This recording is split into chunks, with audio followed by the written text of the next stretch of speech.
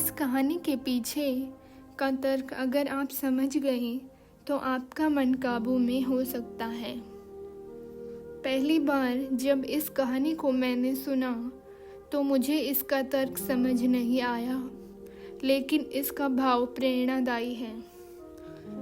एक बार महात्मा बुद्ध किसी नगर से गुजर रहे थे। महात्मा बुद्ध की नज़र एक कपड़े के व्यापारी पर पड़ी, जो दुखी और हताश दिखाई दे रहा था। महात्मा बुद्ध चलकर उनके पास गए और पूछा कि क्या बात है, तुम इतने उदास क्यों हो? अगर तुम मुझे अपनी चिंता का विषय बताओ तो मैं तुम्हारी कुछ मदद कर सकता हूँ। कपड़े के व्यापारी ने महात्मा बुद्ध को प्रणाम किया और उनको अंदर बुलाया। उस व्यापारी ने कहा कि जब से मेरी पत्नी की मृत्यु हुई है, तब से मेरे घर पर मेरे छोटे बेटे की देखभाल वाला कोई नहीं है, इसलिए मैं हमेशा इसको अपनी दुकान पर ले जाता हूँ। लेकिन मेरी दुकान पर आने वाले हर ग्राहक की पगड़ी यह उछाल कर बाहर फेंक देता है। कभी कभी उनका झोला उठाकर बाहर फेंक देता है। मैंने इसको बहुत समझाया, डांटा, लेकिन यह नहीं समझा। इसकी इन हरकतों की वजह से मेरे सारे ग्राहक खुद को अपमानित मानकर वापस चले जाते हैं। महात्मा बुद्ध बोले, मैं तुम्हारी सहायता कर सकता हूँ, पर तुम मुझे वचन दो कि मैं जो भी करूँगा तुम उसमें दखल अंदाजी नहीं करोगे, ना ही कोई सवाल करोगे। व्यापारी महात्मा बुद्ध को वचन दे देता है और अगले दिन महात्मा बुद्ध एक पगड़ी पहनकर आते हैं और एक ग्राहक की भांति आकर बैठ जाते हैं। व्यापारी का बेटा आया और महात्मा बुद्ध की पगड़ी को उछाल दिया।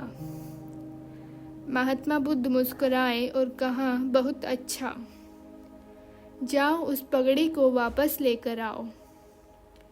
वह बच्चा दौड़कर गया और पगड़ी लाकर बुद्ध को दे दी।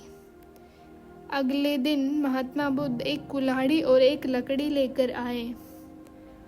उस लड़के ने फिर से उस पगड़ी को उछाल दिया।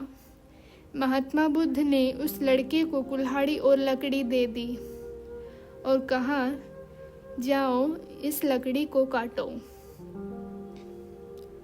व्यापारी को थोड़ा सा डर लग रहा था कि कहीं उसके लड़के को चोट न आ जाए, लेकिन उसको अपना वचन याद था।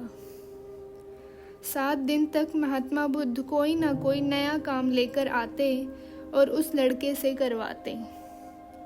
शीघ्र ही वह लड़का भूल गया कि उसको किसी की पगड़ी उछालनी है, किसी का झोला फेंकना है।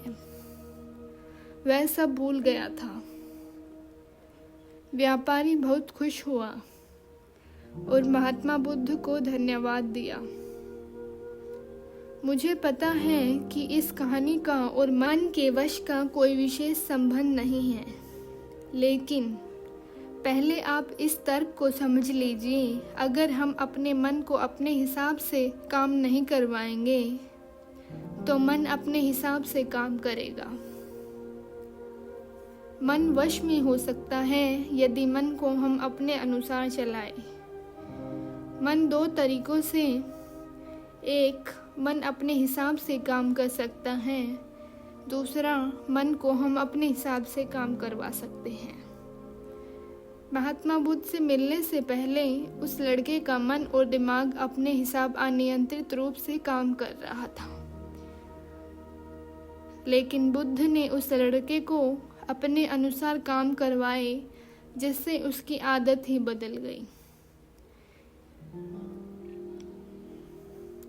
इसलिए सबसे पहले हमें अपने बुरे विचारों को त्यागना होगा और नए अच्छे विचारों को अपने मन में लाना होगा। जब हम अच्छे काम करेंगे तो हम सारे बुरे विचार भूल जाएंगे।